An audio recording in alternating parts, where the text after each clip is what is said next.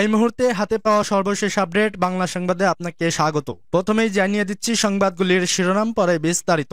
নির্বাচন ইস্যুতে প্রায় একই সুর, লন্ডন বৈঠকে বরফ গলছে বিএনপি জামায়াতের।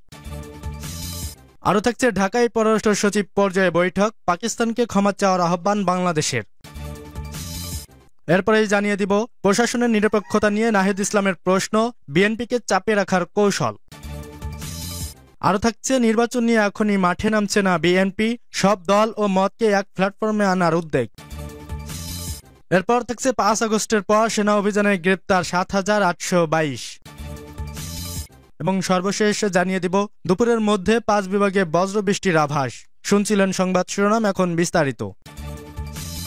নির্বাচন ইস্যুতে প্রায় একই সুর, লন্ডন বৈঠকে বরফ গলছে বিএনপি জামায়াতের। ত্রয়োদশ জাতীয় সংসদ নির্বাচনকে কেন্দ্র করে রাজনীতিতে চলছে নানা সমীকরণ। এর মধ্যে সম্প্রতি লন্ডনে বিএনপির ২ শীর্ষ নেতার সঙ্গে জামায়াতের ২ শীর্ষ নেতার বৈঠক নিয়ে জনমনে কৌতূহল সৃষ্টি করেছে, যা এখন রাজনীতির আলোচিত ইস্যু।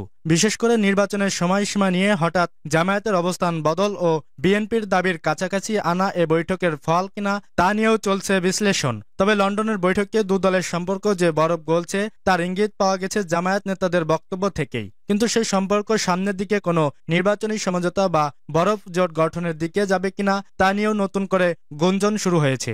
এখন পর্যন্ত বিষয়টি ধারণা ও গুঞ্জনের মধ্যে সীমাবদ্ধ রয়েছে। যুগান্তরকে এমনটি জানিয়েছে দল দুটির একাধিক সূত্র। বিএনপি সহ মিত্র রাজনৈতিক দলগুলো প্রয়োজনীয় সংস্কার শেষে চলতি বছরের ডিসেম্বরের মধ্যেই সংসদ নির্বাচনের দাবিতে অনড়। বুধবারও অন্তর্বর্তীকালীন সরকারের প্রধান উপদেষ্টা ডক্টর মোহাম্মদ ইউনূসের সঙ্গে অনুষ্ঠিত বৈঠকেও একই দাবি জানিয়েছে বিএনপি। অন্যদিকে জামায়াতে ইসলামী বলে আসছে, রাষ্ট্রের গুরুত্বপূর্ণ ক্ষেত্রে প্রয়োজনীয় সংস্কার করে স্থানীয় সরকার নির্বাচন, তারপর জাতীয় সংসদ নির্বাচন। অবশ্য এখন দলটি বলছে তারা আগামী রমজানের আগেই সংসদ নির্বাচন চায়। এই বক্তব্যের মধ্যে দিয়ে দলটির দাবিতে কিছুটা হলেও পরিবর্তনের আভাস মিলছে। রাজনৈতিক পর্যবেক্ষক মহল মনে করে, এখন নির্বাচন ইস্যুতে বিএনপির অবস্থান থেকে জামায়াতের দূরত্ব কমতে শুরু করেছে। বলা যায়, এক সময়ের জোট মিত্র জামায়াত শীঘ্রই আরও কাছাকাছি পৌঁছে সরল রেখায় চলে আসতে পারে। ঢাকায় পররাষ্ট্র সচিব পর্যায়ে বৈঠক, পাকিস্তানকে ক্ষমা চাওয়ার আহ্বান বাংলাদেশের। ১৯৭১ সালের মহান মুক্তিযোদ্ধার সময় পাকিস্তানের সশস্ত্র বাহিনীর গণহত্যার জন্য দেশটিকে আনুষ্ঠানিকভাবে ক্ষমা চাইতে বলছে বাংলাদেশ।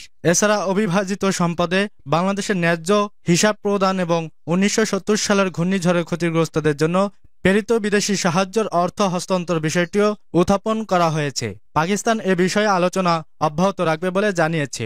বৃহস্পতিবার পররাষ্ট্র মন্ত্রণালয়ের মিডিয়া ব্রিফিংয়ে পররাষ্ট্র সচিব জসিমউদ্দিন এ তথ্য জানান।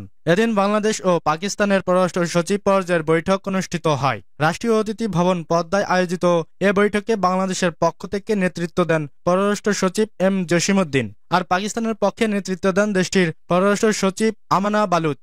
বৈঠকের বিষয়ে মিডিয়া ব্রিফিংয়ে জসিমউদ্দিন বলেন, পাকিস্তানের সঙ্গে বাংলাদেশের অমীমাংসিত বিষয় উত্থাপন করা হয়েছে।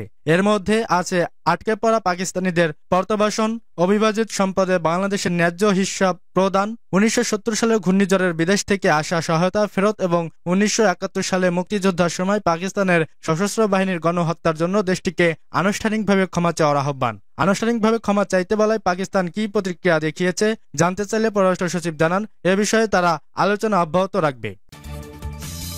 প্রশাসনের নিরপেক্ষতা নিয়ে নাহিদ ইসলামের প্রশ্ন, বিএনপিকে চাপে রাখার কৌশল। প্রশাসন বিএনপির পক্ষাবলম্বন করছে বলে এনসিপি যে অভিযোগ করেছে তা সঠিক নয়, এমন মন্তব্য করেছেন জনপ্রশাসন বিশেষজ্ঞরা। তাদের মতে, এ ধরনের দাবি অনভিজ্ঞতা এবং অপরিপক্কতার বহিঃপ্রকাশ।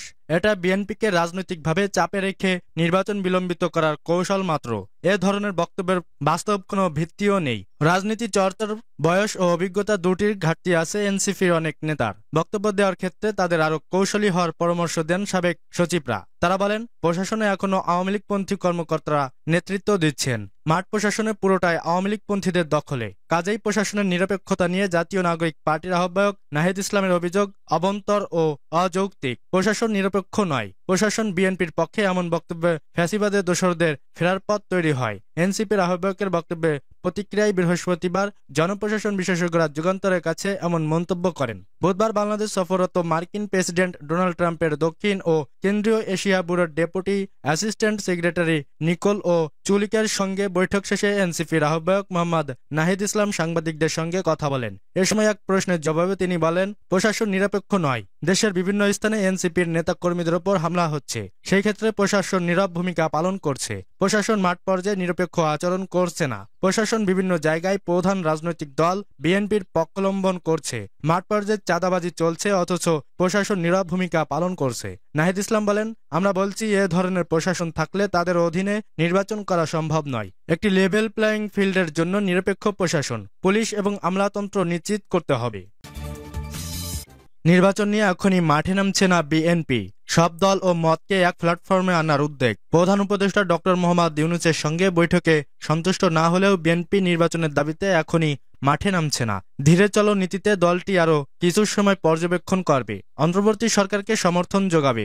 একই সঙ্গে নির্বাচন ইস্যুতে সমমননা বিএনপি দল, মত ও সংগঠনকে এক প্ল্যাটফর্মে আনার উদ্যোগ নেবে। নির্বাচনের সামনে রেখে সাংগঠনিক প্রস্তুতি নিতে নানামুখী কর্মসূচির মাধ্যমে মাঠে থাকার পরিকল্পনাও জানিয়েছে বিএনপি। বুধবার প্রধান উপদেষ্টা ডক্টর মোহাম্মদ ইউনূসের সঙ্গে বৈঠক শেষে বিএনপির মহাসচিব মির্জা ফখরুল ইসলাম আলমগীর বলেন, আমরা একেবারেই সন্তুষ্ট নয়। আমরা পরিষ্কার করে বলেছি, ডিসেম্বরের মধ্যে নির্বাচন না হলে রাজনৈতিক, অর্থনৈতিক ও সামাজিক পরিস্থিতি আরও খারাপের দিকে যাবে। ডিসেম্বরে নির্বাচন না হলে কি করবে বিএনপি? এমন প্রশ্নে তিনি বলেন, আমরা আবার আপনাদের সামনে আসব, দলের মধ্যে আলোচনা করে এবং আপনাদের অন্য মিত্র দলগুলোর সঙ্গে আলোচনা করে সিদ্ধান্ত নেব।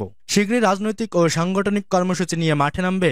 দলীয় সূত্র জানায়, প্রধান উপদেষ্টার সঙ্গে বৈঠকের পর দলীয় ফোরামের আনুষ্ঠানিক আলোচনায় এখনই সরকার বিরোধী কিংবা নির্বাচন রোডম্যাপ দাবিতে আন্দোলনের পক্ষে নন নেতারা। তাদের মতে সরকারকে আরও সময় দিতে হবে। এখনই আন্দোলনে গেলে পতিত স্বৈরাচারের দোসররা সক্রিয় হয়ে উঠতে পারে। এই সুযোগ কাজে লাগিয়ে নানা ষড়যন্ত্র করে পরিস্থিতি জটিল করে তুলতে পারে তারা, যার দায় বিএনপিকে নিতে হবে। তবে ধৈর্য ধরার পরও যদি পরিস্থিতি নির্বাচনী পরিবেশের দিকে না যায় এবং সরকার তাল বাহানা করে, তাহলে কঠোর আন্দোলনের বিকল্প প্রস্তুতি রাখছে বিএনপি। এরই অংশ হিসেবে শীঘ্রই রাজনৈতিক ও সাংগঠনিক কর্মসূচি নিয়ে মাঠে নামবে দলটি। কর্মসূচির মধ্যে থাকবে সভা সমাবেশ, পদযাত্রা ও মিছিল। তৃণমূল থেকে শুরু হয়ে উপজেলা, জেলা, মহানগরে ধাপে ধাপে পালিত হবে এ কর্মসূচি। 5 আগস্টের পর সেনা অভিযানে গ্রেপ্তার 7,822, 2 মাসে 232 বিশৃঙ্খল পরিস্থিতি নিয়ন্ত্রণ। সড়ক মহাসড়ক অবরোধ করলে দেশের অর্থনীতি সহ সব সেক্টরে নেতিবাচক প্রভাব পড়ে। সড়ক অবরোধ মুক্ত করতে যথাসাধ্য চেষ্টা করে থাকে সেনাবাহিনী। যত কম সময়ের মধ্যে মুক্ত করা যায় এ লক্ষ্যে সর্বাত্মক প্রচেষ্টা থাকে।